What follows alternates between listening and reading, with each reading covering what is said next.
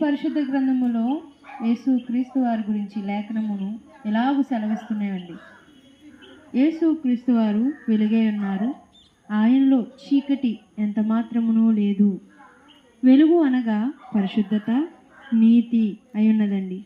చీకటి అనగా పాపము, పాపము వలన వచ్చిన జీతమైన మరణమై ఉన్నది.